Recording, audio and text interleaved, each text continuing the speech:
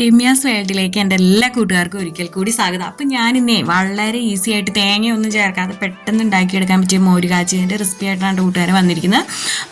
അതിനായിട്ട് ഞാനിവിടെ ഇതാ 2 ചെറിയ കപ്പ് തൈര് എടുത്തിട്ട് അത് നന്നായിട്ടൊന്ന് വിസ്ക് വെച്ചൊന്ന് ഉടച്ചെടുത്തിട്ടുണ്ട് കേട്ടോ. അപ്പം എത്രയാണോ നമ്മൾ തൈര് എടുക്കുന്നത് അത്രയും തന്നെ അളവ് 2 കപ്പ് തന്നെ വെള്ളവും ഞാൻ ചേർത്ത് കൊടുത്ത് മിക്സ് ചെയ്ത് വച്ചിട്ടുണ്ട്.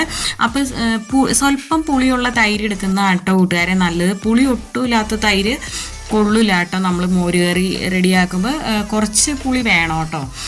അതുപോലെ തന്നെ നമ്മളെപ്പോഴും മോരുകറി തയ്യാറാക്കുമ്പോൾ ഒരിക്കലും അലൂമിനിയം പാത്രം നമ്മൾ എടുക്കുകയോ ചെയ്യരുത് കേട്ടോ ഇത് പാചകം ചെയ്യാൻ.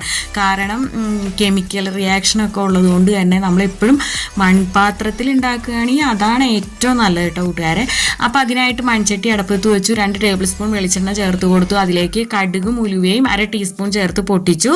പിന്നെ 3 വറ്റൽമുളകും ചേർത്ത് കൊടുത്തിട്ടുണ്ട്. കറിവേപ്പില, പിന്നെ 4 പച്ചമുളക് ഒന്ന് നീളത്തിൽ കീറിയിട്ട് ഞാൻ കൊടുത്തിട്ടുണ്ട്. ഒപ്പം തന്നെ 4 വെളുത്തുള്ളി ചെറുതായിട്ട് നുറുക്കിയിട്ട് കൊടുത്തിട്ടുണ്ട്. ഒരു ചെറിയ കഷ്ണം ഇഞ്ചി എടുത്തിട്ട് അതും ഒരു കനം കുറച്ചൊന്ന് നീളത്തിലൊന്ന് അരിഞ്ഞിട്ട് കൊടുത്തിട്ടുണ്ട്. അതും ഒരുവിധം മൂത്ത് വന്നപ്പോൾ നമ്മൾ അതിലേക്ക് ഒരു 10 അല്ലി ചെറിയ ഉള്ളി നുറുക്കിയതും കൂടെ ഞാൻ ചേർത്ത് കൊടുത്തിട്ടുണ്ട് കേട്ടോ. എന്നിട്ട് നമുക്കിതൊന്ന് വഴറ്റിയെടുക്കാം. പിന്നെ ഇതാ കറിവേപ്പിലയും ചേർത്ത് കൊടുത്തിട്ടുണ്ട് കേട്ടോ.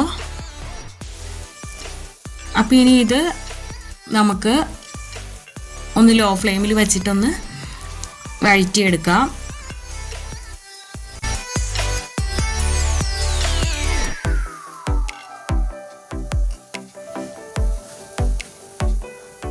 അപ്പം ഇതാ ഉള്ളിയെല്ലാം വഴന്ന് വന്നിട്ടുണ്ട് കേട്ടോ. അപ്പം ഈ സമയത്ത് നമുക്കിവിടെ ഇതാ 1/2 ടീസ്പൂൺ മഞ്ഞൾപ്പൊടിയാണ് കേട്ടോ ഞാനിപ്പോൾ ചേർത്ത് കൊടുത്തിരിക്കുന്നത്.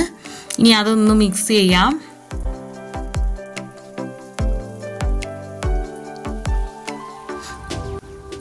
ഇനി ഇതിലേക്ക് 1/2 ടീസ്പൂൺ തന്നെ കാശ്മീരി മുളക് പൊടിയാണ് കേട്ടോ ഞാൻ ചേർത്ത് കൊടുത്തിരിക്കുന്നത്.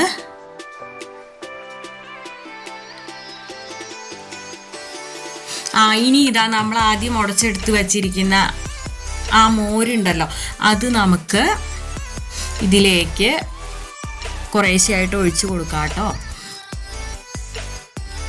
എന്നിട്ട് ഇനി ഇത് നമുക്ക് നന്നായിട്ടൊന്ന് മിക്സ് ചെയ്തെടുക്കാം. അപ്പം ഇനി ഇതൊന്ന് ചൂടായാൽ മതി കേട്ടോ. കൂട്ടുകാർക്ക് അറിയാലോ, ഇനി ഇതിട്ട് ഒത്തിരി നമ്മൾ തിളപ്പിച്ചിട്ടുണ്ടെങ്കിൽ അത് പിരിഞ്ഞു പോകാൻ സാധ്യതയുണ്ട് കേട്ടോ കൂട്ടുകാരെ. നമ്മൾ ഉപ്പ് ചേർത്തിട്ടുണ്ടായിരുന്നില്ല കേട്ടോ. അപ്പം ഈ സമയത്താണ് നമ്മൾ ഈ കറിയിലേക്കുള്ള ഉപ്പ് ചേർത്ത് കൊടുക്കുന്നത്. ഇനി ഇത് നമുക്ക് നന്നായിട്ടൊന്ന് മിക്സ് ചെയ്യാം. ഇനി ഇതാ സീക്രട്ട് ഇൻഗ്രീഡിയൻറ്റ് ഒരു നുള്ള് കായംപൊടി നമ്മൾ ചേർത്ത് കൊടുത്തിട്ടുണ്ട് കേട്ടോ. ഈ സമയത്ത് ഇങ്ങനെ ചേർത്ത് കൊടുക്കാത്തവരാണെങ്കിൽ ഇങ്ങനെ ട്രൈ ചെയ്യൂ കേട്ടോ. നല്ല അടിപൊളി ടേസ്റ്റാണ് കേട്ടോ മോര് കാച്ചിയതിന്.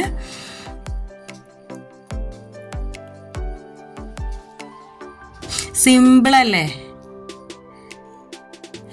എന്നാ പെട്ടെന്ന് ഉണ്ടാക്കിയെടുക്കുകയും ചെയ്യാം. തിരക്കൊക്കെ ഉള്ളപ്പോൾ നമുക്ക് പെട്ടെന്ന് ഉണ്ടാക്കിയെടുക്കാൻ പറ്റിയ റെസിപ്പിയാണ്. അടിപൊളി ടേസ്റ്റും ആണല്ലോ. അപ്പം ഇനി മറ്റൊരു വീഡിയോ ആയിട്ട് വരുന്നത് വരെ okay, Tata, bye bye, thanks for watching.